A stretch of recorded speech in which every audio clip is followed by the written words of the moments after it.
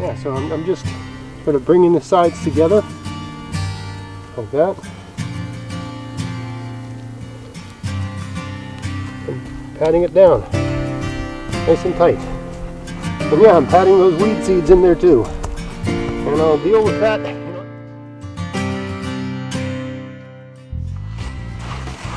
Hey there, it's Greg here at maritimegardening.com, and it's spring. The spring equinox has begun, and I got a couple of beds that I've covered with plastic domes and managed to thaw the soil out. Most of my gardens are frozen solid still, but I've got these different hoop houses type thing, row houses, hoop houses, domes. It's basically a mobile greenhouse. It can turn any bed into a greenhouse. Throw it together for 30 bucks. This bed has had a hoop house on it all winter long. It's completely thawed, and I grew Swiss chard here last year, and there's still some on the ground, and some of that Swiss chard is trying to grow again and go to seed. Swiss chard's a biennial, and it'll go to seed in the second year. And I could let it grow a bit and harvest some of the greens off of that, but it's really a subpar green. I mean, the whole point of having a bed here is not to do a poor job of regrowing last year's Swiss chard. It's to obtain a good yield this year in 2020. And I got a bit of a plan for my garden this year, and the plan was to plant spinach and kale in this bed. So I thought I would take you through doing that. This is a no-till garden, and I've showed lots of different techniques for sowing seeds in a no-till garden. So I thought I'd just walk you through how, I got about maybe an hour of sunlight, probably less than that in terms of good shooting light. This time of year, I try to get out. I'm working during the day. I'm working from home right now, but I'm working during the day, so I try to get one thing done every evening, just to get outside, get a little bit of exercise. I find it's good for morale, that sort of thing. But also it just keeps things on track and keeps your, you've got a large garden. You don't have to be stressed out about getting your garden in, but it's good to just stay on top of things and have that sense like, okay, I did something today. Right, so that's what I'm doing right now. I'm going to plant some stuff in this garden, and I've shown lots of different ways using strips of cardboard and stuff like that. Now this garden, because it's been uncovered all winter long, it actually got like weeds and things growing in it right now. So I got to do a tiny bit of weeding.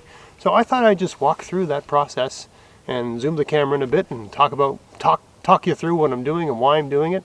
And probably shouldn't take any more than 10-15 minutes to get this garden all planted for 2020. So come along, have a watch.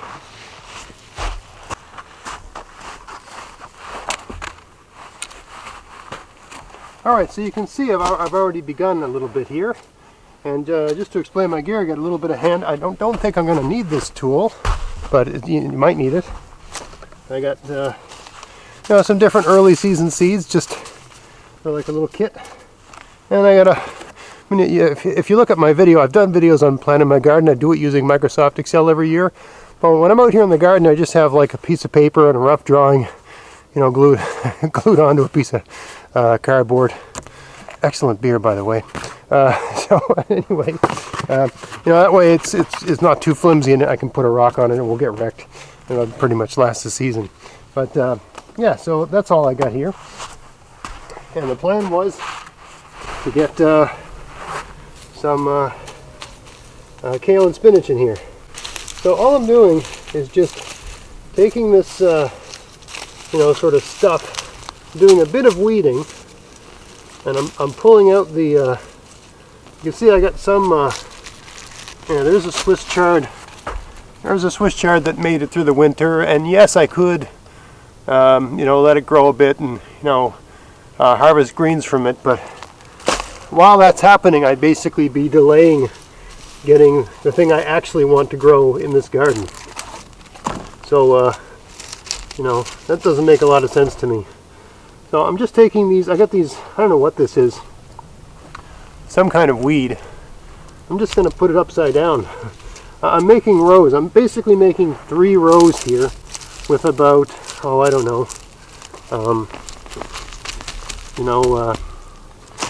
8 inches between each row, give or take. And look how dark and beautiful that soil is. But any weed, I'm just putting it upside down. That's most weeds, not everyone, but most weeds, that's all you need to do to kill them. Because they're pretty fragile when they're young like that. So I'm just arranging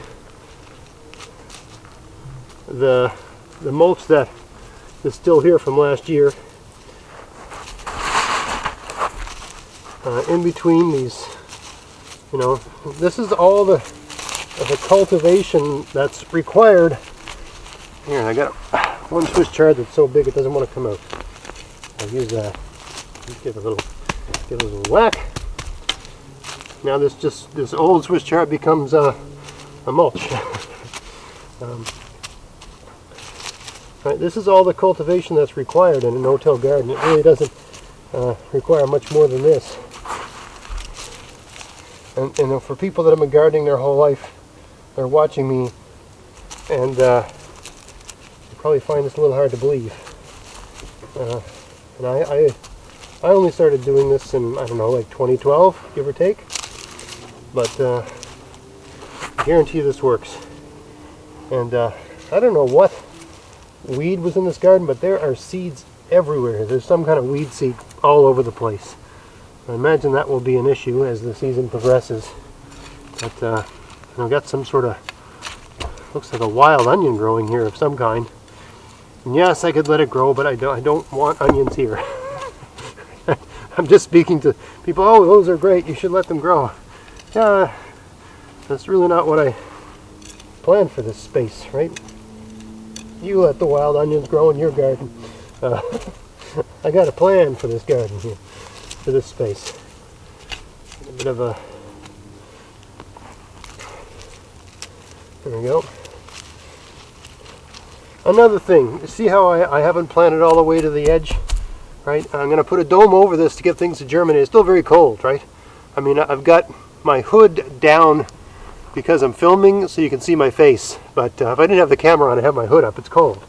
And my hands are, I probably got 15 minutes of bare hand work, and then the hands will be numb, right? It's still cold. So you still need some sort of microclimate to achieve germination in these beds, even for tough things like spinach and lettuce. There's a huge weed there. Big old piece of grass.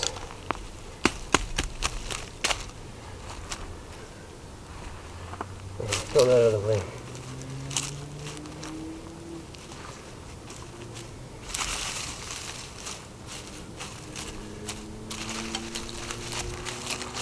Yes, there's weed seeds in the mulch, but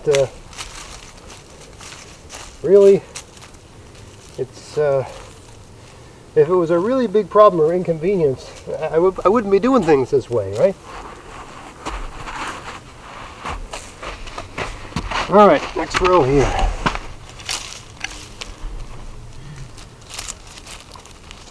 So I'm basically preparing my soil and weeding at the same time. That's what's going on here. Nothing too fancy, nothing too sophisticated. Making a strip of soil, a strip of earth for the seeds to go in. Look at that. I mean, you go over and look at my lawn, the grass is all that color. Everything is sort of dormant, right? So that just goes to show you what having some kind of microclimate over your beds. Look at that, holy smokes. That's just millions of seeds. I don't know what these look like. Look like a parsnip seed. I don't really know what they are, but they're a weed seed. I can guarantee you that. And there's millions of them here. So I mean, they'll create a problem, and I'll sort them out. But holy Moses, man, there's a million of them, and some of them have germinated for sure. Yeah, wonder what that is. Anyway, I don't worry about weeds. You can always kill your weeds if you get them. It's really not a big deal. People, I think, get a bit too obsessive with having no this or no that in their garden. I mean, weeds are a part of it, right? Some weeds are worse than others. Some are really easy to deal with. So, yeah, definitely not worth your not worth worrying about. Okay, so yeah, I mean, this is just an alternative to using the, lots of videos where I use strips of cardboard, and I just didn't feel like doing that tonight. They're back in the house and I want to get something in here, and yeah, these beds might end up being a bit more weedy than I'd like, but I'm not too worried about it. The soil is so soft and loose. Any weed that does grow in this will be easy to pull. I mean, you can just tell how black it is. Beautiful stuff, right? Beautiful stuff. All right, I'm going to plant the kale down the middle and the Swiss chard on the other two sides. Or not Swiss chard, spinach. So kale down the middle, spinach on the outsides, because they don't mind a little. The warmest part of this garden, when there's a dome over it, is the middle. I find for germination and early growth, kale need more heat than spinach.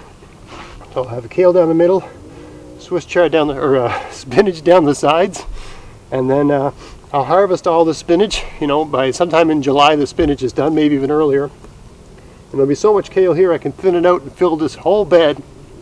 I'll probably have so much kale just down this strip that I'll be putting it in other places as well. So let's do the kale. Here's my own saved seeds, kale seeds. They look like a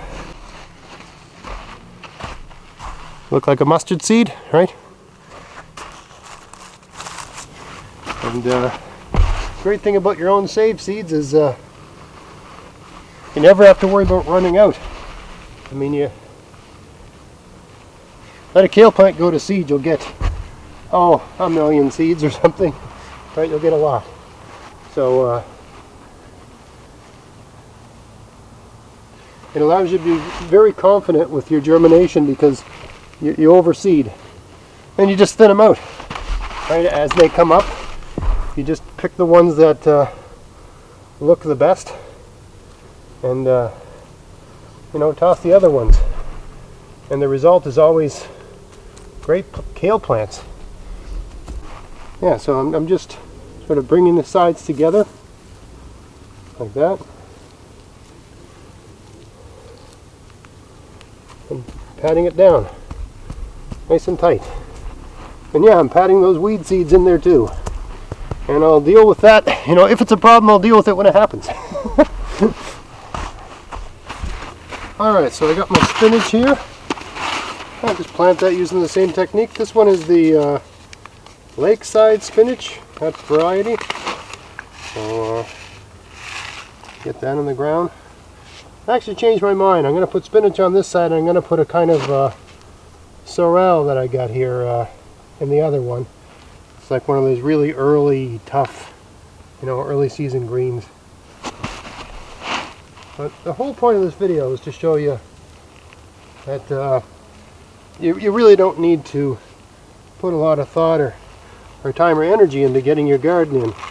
If even a huge garden like mine with 30 beds or something like that, if you commit to just coming out and doing one thing every night, and you're going to find that there's some nights you end up doing two things, right? But you make that minimum commitment of doing one thing a night, it really does take care of itself over time.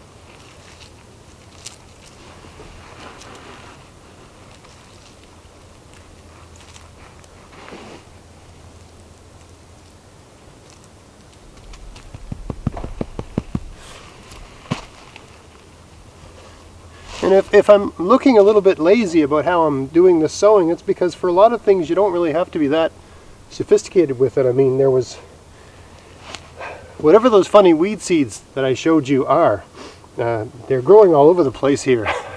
They just sorted themselves out, right? And a lot of seeds are like that.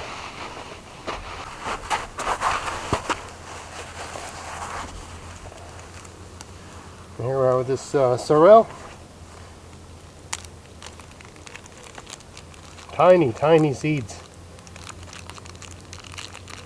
Come on.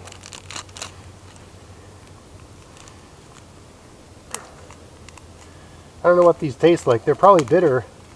and only good in certain things, but that's fine. You know, for me, a lot of things, it's, you know, certain times of year there's only certain things that will grow. So why not adjust your diet to those things? Right? You can't grow peppers this time of year. Certainly not outside. But many kinds of sorrel, they're very weed-like. So if you want a big green, get started in your garden that you can use in soups and different kinds of dishes, cooked dishes. I don't know what this is like raw, probably not that great, but I'm sure it adds a wonderful element to a lot of cooked dishes. Same process, right? Squish it in, pat it down. Squish it in, pat it down. Squish it in, pat it down. Garden done. And sure, have I used every square foot of this bed? No, but I've planted a lot. And as the season progresses, things can be moved around, repositioned. Once things can be thinned out. You just work with it.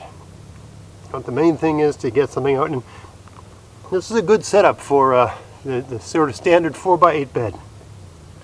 A bit of a space, a row, bit of a space, a row, bit of a space, a row. And I don't really worry about how close they're planted to each other in the row, because I'm going to be thinning them out and repositioning them. These are all growing under a dome, right? You could sort of consider this like a greenhouse. And over the course of the season, once everything starts growing in here, I can pluck these things out, reposition them, use them elsewhere, just like with the greenhouse, without having to have a greenhouse. I'm just turning one of my regular beds into a greenhouse for this year, right? For me, that's a good way to use your space effectively, and not without having to spend a lot of money. So now I just got to water this and put the dome back on. Don't water too heavy, water light. You don't want to swamp it, right? Give it water as it accepts the water.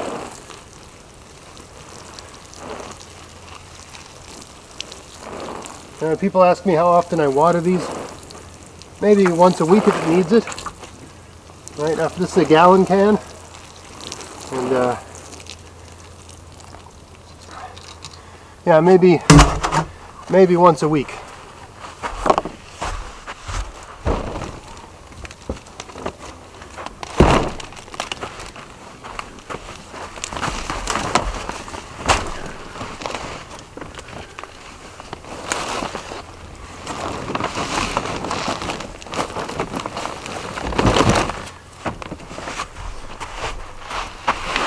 So there we go, one more bed done, and yeah, you'll notice I didn't stick with the plan. I said I was going to do kale, spinach, and I went kale, spinach, sorrel. I just changed my mind. I don't know about you, but I don't like being told what to do. I don't even like being told what to do by my own list. You're out here to have fun, right? So anyway, just a weekday gardening video, the last of the setting sun. Yeah. It doesn't have to be a big deal to get your garden in. With one of these domes, you can basically do what you could do a month later, a month early sort of thing, right? So this is stuff, these kinds of plants are something people would usually put in maybe in April for where I am here. All my other beds are frozen solid. But with this here, I move the season ahead a month, get ahead of the game. Everything will just be that much bigger and that much further along when the good weather comes. So I hope you found that interesting. If you did, please like, share, subscribe. Check out my podcast, maritimegardening.com. And until next time, get out there, get at it, have fun in your garden. Thanks for watching.